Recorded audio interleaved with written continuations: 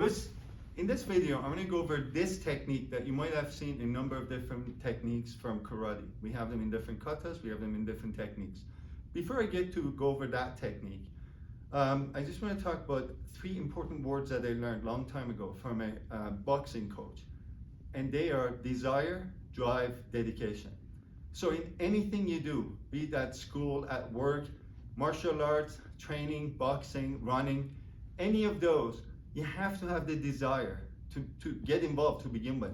So especially with kids, we should never force them into learning jiu-jitsu, karate, judo. They should want it.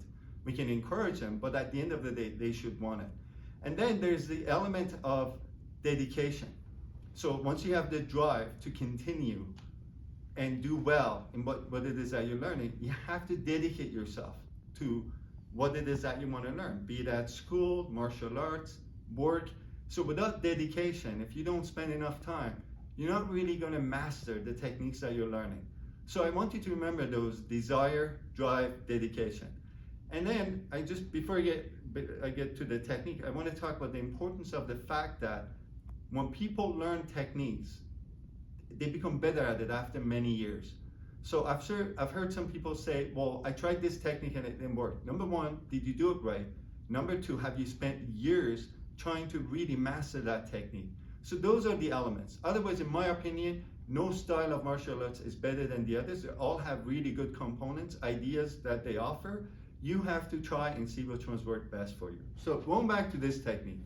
In karate, when we do this technique, we centralize ourselves. So when an opponent attacks, I can trap him with my wrist and turn him. So when I'm centralizing myself, I'm trying to get him out of balance. So we'll do this one more time. And this is the technique. So I hook both my arms around his wrist and then get him out of balance. So he throws a punch, and then at this point I can let him go. I'll do it again. I can kick him. I can intercept with a punch. So right here, kick and then punch. So I can do a number of different techniques. Now, if he's standing in front of me and he comes towards me to punch, let's say he comes to punch. From here, I can do the same thing, bring him down. Now my gap is wider. He throws a punch, I can make my gap shorter.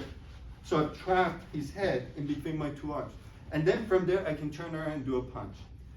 Or if I've grabbed him by the gi, and I have to remember that this person may know grappling techniques way better than I do. So if I grab, then I need to do something quickly. So if I grab his gi, I can just bring him here. So we'll show it from the other side.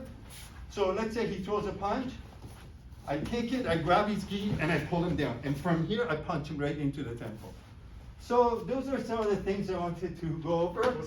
The idea is that once we do this technique, we're centralizing ourselves and pulling the opponent right towards us. And then from here, we can do a punch, elbow, and like I said, we can create a distance and kick. So if you really want to learn any of these techniques or this technique, you have to dedicate time.